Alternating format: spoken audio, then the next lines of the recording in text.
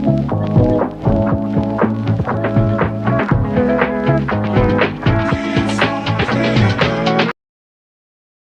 is up, guys? My name is Adrian. Today's video, I'm going to be trying to explain to you what are GMOs. Now, before I really begin, I want to go over some questions you might have for me.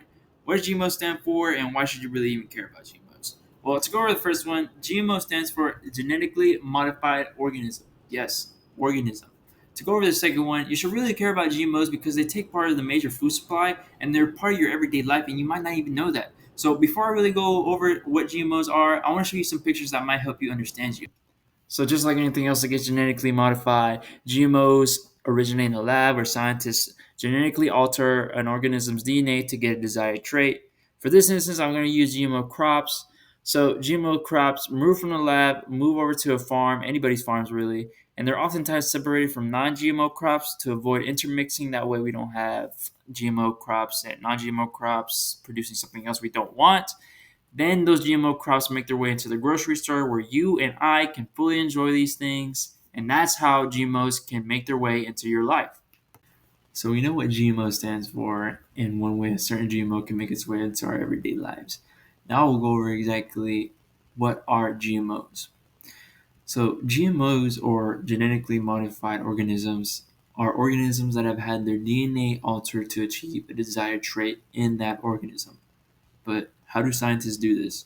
Well, scientists use genetic engineering as a part of biotechnology instead of natural breeding. This allows scientists to precisely have control over altering specific genes in that organism. Another question is, why do they do this? Well, one example is insect repellent in crops.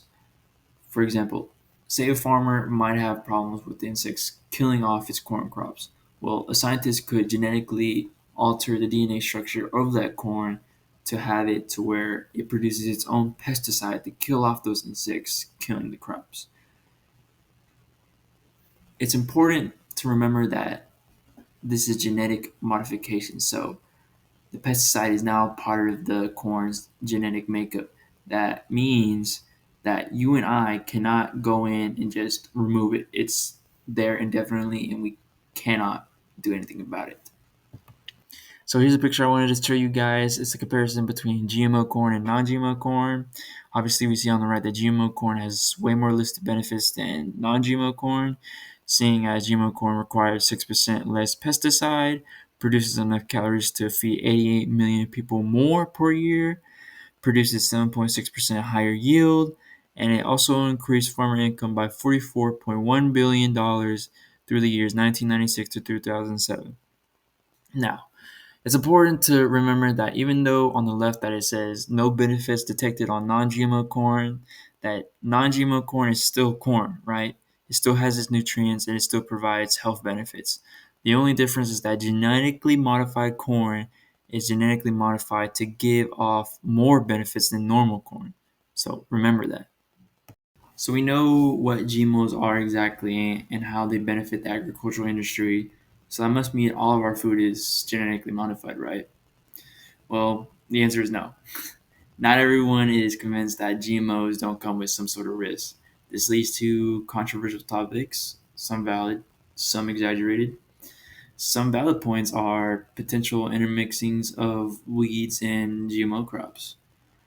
People are concerned whether or not weeds might add certain traits of GMO crops that make them great, but in turn make weeds problematic, like resistant traits. An exaggerated concern would be health concerns related to cancer or sicknesses. GMOs on records have never caused any type of health risks to those who consume, but since research continues, as we advance, people often like to assume that there might be something harmful in these GMO crops that might cause sicknesses or even cancer. Finally, a major concern is the impact GMO crops have on smaller farmers. Seeing that GMOs are greatly beneficial and they save farmers a ton of money, reducing all that pesticide and all that stuff they had to buy. So they make GMOs their main crops to save themselves the extra bucks. Though this isn't harmful, people are debating whether farmers will give up traditional crops entirely in order to save the bucks they have to spend for the pesticide and all that stuff. it's whatever. In the end, most scientific bodies like WHO and the FDA say GMOs are safe, but monitoring still continues. All right, guys, so here I have a map titled GM crops around the world. This is really just to add on to what I was previously describing. You see how the US has most of the world's GM crops. Seeing we have potatoes, corn, soybeans. I think that's a squash. I don't know. I don't really know my vegetables. But yeah, we see Mexico, we see Canada also has their GM crops. But we see, as I mentioned, that many people do not accept GM crops, like certain parts in South America, certain parts in Africa, and it seems like a vast majority of Europe doesn't do GM crops besides Spain, I guess, and Portugal.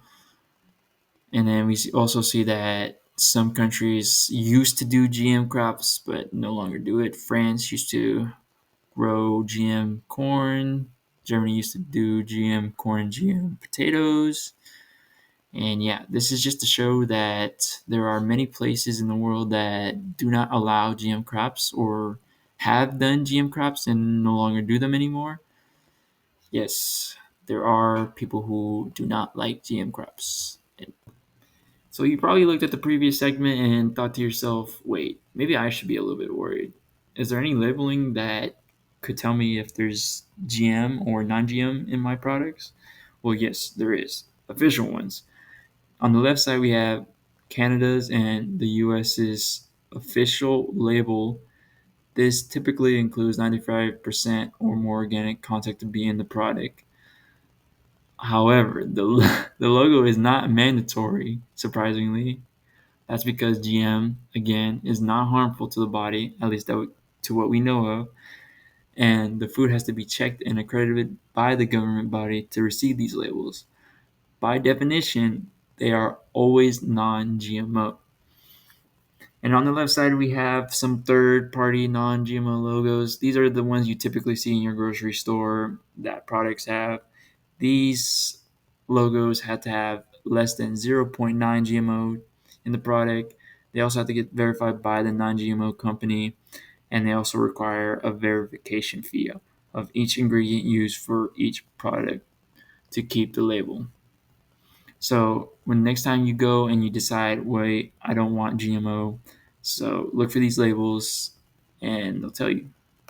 So guys, that's gonna wrap it up for me today. We learned a lot of important stuff about GMOs, particularly in agriculture.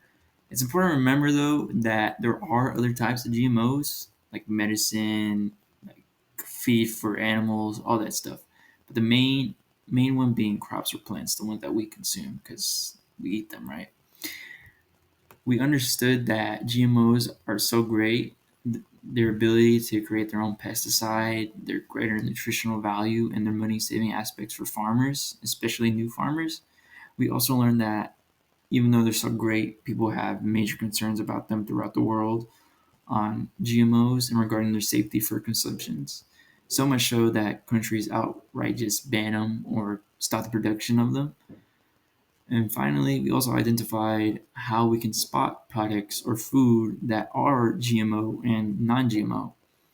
In my opinion, guys, GMOs aren't bad or good, they're tools. The only problem I see is using them correctly and wisely so that, we get the best out of them. But hey, if you don't trust me, there are also sources out there that are accredited info with GMOs. You can also ask about GMOs with your nutritionist if you feel you need to talk to a professional about it.